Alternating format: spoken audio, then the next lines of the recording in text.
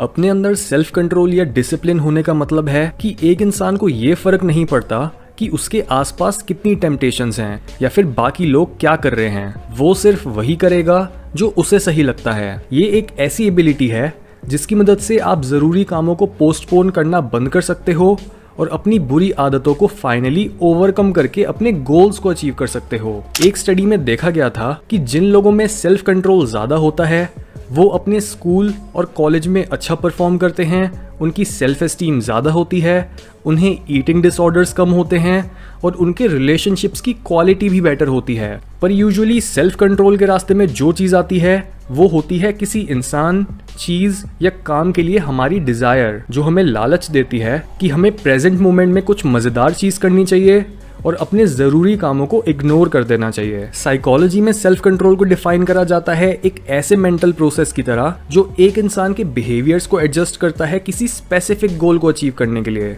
और रिसर्च बताती है कि हमें सेल्फ कंट्रोल को एक मसल की तरह देखना चाहिए जो यूज करने पर इंप्रूव होती है, क्योंकि जब भी हम सिर्फ एक छोटे समय के लिए सेल्फ कंट्रोल को यूज करते हैं तब एक पॉइंट के बाद हमारा सारा कंट्रोल खत्म हो जाता है। लेकिन जब हम सेल्फ कंट्रोल को एक लंबे समय के लिए प्रैक्टिस करते हैं, जैसे महीनों या सालों तक, तब हम अपना डिसिप्लिन ज्यादा आसानी से मेंटेन कर पाते हैं। हाउएवर, सबसे जरूरी क्वेश्चन ये है कि हम सेल्फ कंट्रोल को प्रैक्टिस करना शुरू कहाँ से करें। सबसे पहले ये समझो कि आपकी चाहे जो भी डिस्ट्रैक्शन हो, चाहे आप बस आलस करके अपने कामों को इग्नोर करते हो, टेंशन दूर करने के लिए किसी बुरी आदत का सहारा लेते हो, या फिर आप मीठा खाकर बार बार अपनी डाइट खराब कर लेते हो, तो वहाँ गलती कभी भी उस चीज की नहीं होती जो आपको टेम्प्ट करती है और आपको अपना डिसिप्लिन तोड़ने को बोलती है। सो ऐसी एडवाइस जो आपको बोलती है कि हमें सेल्फ कंट्रोल बढ़ाने के लिए अपने आगे से सारी टेम्पटेशंस हटा लेनी चाहिए, वो एडवाइस गलत है। एक अमेरिकन साइकोलॉजिस्ट जिनका नाम जोनाथन ब्रिकर है, उन्होंने अपनी रिसर्च में देखा है कि सेल्फ कंट्रोल बढ़ाने का सिर्फ एक ही तरीका है, जो कि है विलिंगनेस। यानी जब आप अपनी मर्जी से अपनी क्रेविंग्स को आते और जाते हुए देखते हो और कॉन्शियसली अपना फोकस अपने अनकॉन्शियस माइंड से निकले ऑटोमेटिक प्रोसेसेस पर ले आते हो, तब आपको पता चलता है कि आपकी क्रेविंग्स और आप में कितना ज्यादा गैप है और आपकी सारी क्रेविंग्स असल में आपकी हैं ही नहीं। जैसे अगर आप एक कॉन्शियस डिसीजन लेते हो कि आपको कुछ देर बैठकर पढ़ना चाहिए,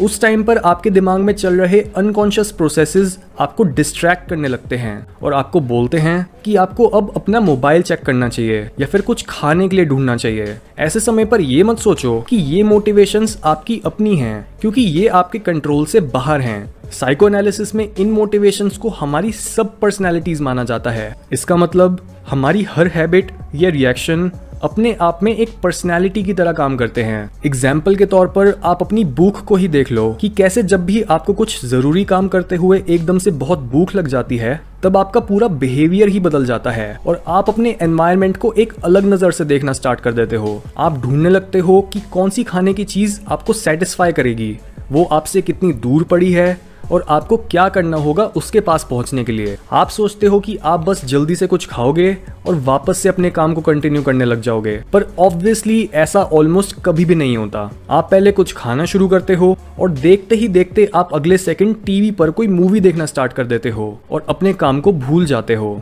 इस तरह से आपकी एक के बाद एक अलग सब पर्सनैलिटी या फिर मोटिवेशंस बाहर आती हैं और आपको आपके गोल से भटकाती हैं। ये मोटिवेशंस हमारी बायोलॉजी में इतना डीपली रूटेड होती हैं कि हम इन्हें चाह कर भी शांत नहीं कर सकते, क्योंकि इनकी अपनी ही एक पर्सनैलिटी होती है जो आपसे अपना काम कराती हैं और काम पूरा होने के बाद आपके एक्शंस और थिंकिंग का कंट्रोल आपको वापस दे जाती हैं। और तभी डॉक्टर ब्रिकर ने बताया है कि आप कभी भी अपनी इन मोटिवेशन से लड़कर अपना सेल्फ कंट्रोल नहीं बढ़ा सकते, क्योंकि आप हर बार इस लड़ाई में हार जाओगे। इसलिए अपने आप को डिसिप्लिन्ड बनाने का सही तरीका है अपनी क्रेविंग्स, डिस्ट्रैक्शंस या इमोशंस को एक डिटैच्ड माइंड के साथ ऑब्जर्व करना। ये आइडिया स्टोइसिज्म और बुद्धिज्म दोनों प्रिंसिपल्स में डिस्कस करा गया है कि हमें अपनी नेचर के अगेंस्ट नहीं जाना चाहिए, बल्कि हमें अपनी नेचर के साथ एडजस्ट करना चाहिए और कोशिश करनी चाहिए कि हम अपने इमोशंस और अपने गोल्स को अलाइन कर पाएं। जितना आपके इनकॉन्शियस और अनकॉन्शियस मेंटल प्रोसेसेस में दूरी होगी,